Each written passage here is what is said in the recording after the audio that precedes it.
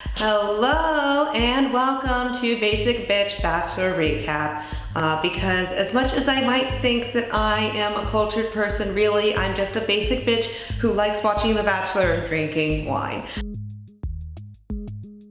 This week is week 5. We're really getting into the nitty-gritty of it with these ladies, and I have to say this episode was kind of boring. They focused the entire thing on Corinne and Taylor, which is really not an exciting fight to watch. It's not exciting for me to watch a fight when I know exactly who's gonna win. And we already know that Corinne has way more chemistry with Nick than Taylor ever will, so this is a little bit of a foregone conclusion, and I don't understand how they made 2 hours of television out of it, but I digress.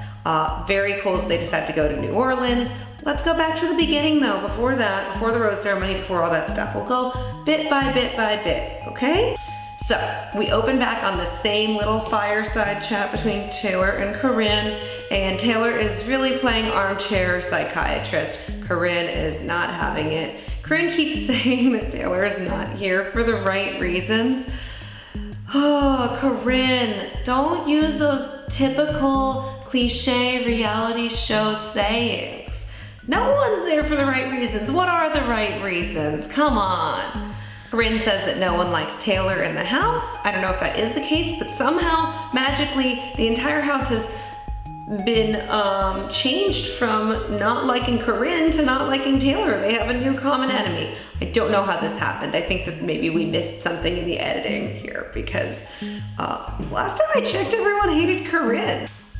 So we get to this rose ceremony, and it is cold during this rose ceremony. Did anybody else notice these poor girls are in these tiny little dresses and you can see their breath? I mean, it had to be like 30 or 40 degrees in there. I feel very bad for them. You know, you should be able to wear some sort of puffy coat if you want to. There shouldn't be such pressure to be half naked all the time on The Bachelor. I feel like by the time you get to the rose ceremony, he already knows if he's gonna give you a rose or not. It's not really on you to look pretty. He's already made his decision. For the people that were sent home, I was very surprised that he sent Sarah home. She is beautiful. She looks like an anime character. Like her eyes are just big and wide. Not only that, I think she's really cute and funny and spunky, and I thought that he liked her better than some of the women that he decided to keep, so that was a little bit confusing.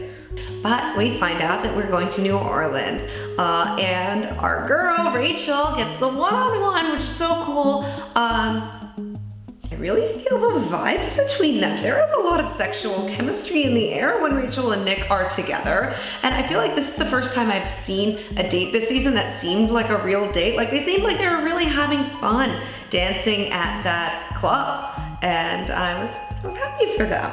But at the end of the day, I mean, when I saw them talking on their one-on-one later on, I feel like he really respects her and he is sexually attracted to her, but ultimately he's intimidated by her. Like, she's too smart for him. I mean, a lot of people are. Okay, we gotta talk about this group date. What the fuck kind of group date is this in some sort of haunted mansion? I don't know who thought of this, but I feel like it's the worst idea ever. First off, like, there's nothing romantic about being led around an old dusty house and told ghost stories, okay? Secondly, it didn't seem real at all. Like, they brought out the Ouija board and then the lights just happened to shut off during that time. I mean, I don't know, maybe I missed part of this, but I feel like the whole thing was kind of Disneyland-ish and it was kind of a fake haunted mansion. It didn't seem real. Also, there are so many cooler things to do in New Orleans than go through some lame ghost house. I mean, have you eaten any of the food in New Orleans or like gone to a jazz club? The whole thing was just a little bit boring, really. And I believe that it was Danielle L who got the rose, which is great because I do think that she's good for him. Don't think he'll end up picking her, but she's his hometown girl and he should be with someone like that. One major mistake that was made on this date, Raven said that she fell in love with Nick when he sang Under the Sea.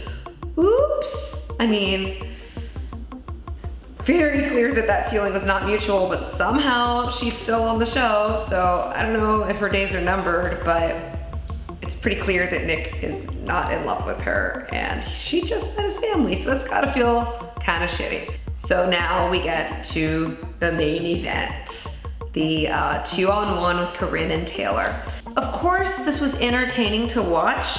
Love seeing two girls battle it out, but the network trying to play this up as if there's any sort of suspense as to who's gonna go home is really dumb. I mean, it's very clear that Corinne is here to stay, very clear that Taylor's going home, regardless of anything that happens. And that is what happened. The tarot card reader was playing into the whole thing. I'm on Corinne's side with this. She said, you know, I'm nice until you cross me. Me too, just don't cross me. Nick says this is the most difficult decision he's ever had to make. Yeah, right. I mean, I think this might be the easiest decision that you've ever had to make. So then they just paddle off in a boat and they leave Taylor behind.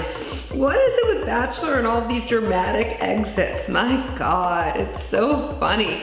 Oh, I forgot to mention what even happened on the date. This date was some sort of voodoo date where they got a tarot card reading. I feel like, I don't know, this date wasn't really a date. It was just like an opportunity to stir up drama and send Taylor home. Anyway, I really wish that Taylor would shut up about being a water sign because I'm a water sign too, and that doesn't make me an insufferable person unlike Taylor, okay? And why when she exits, rather than seeing her crying in the limo, we see her go through some sort of weird voodoo ceremony and say that she's gonna come back and get revenge. So then we see a teaser of what's gonna happen next, and we see that Taylor is sent back in to go confront Nick with the truth, and they have a teaser about two girls going home on a 2-on-1 date. I do not buy it for 1 second that Corinne is getting sent home.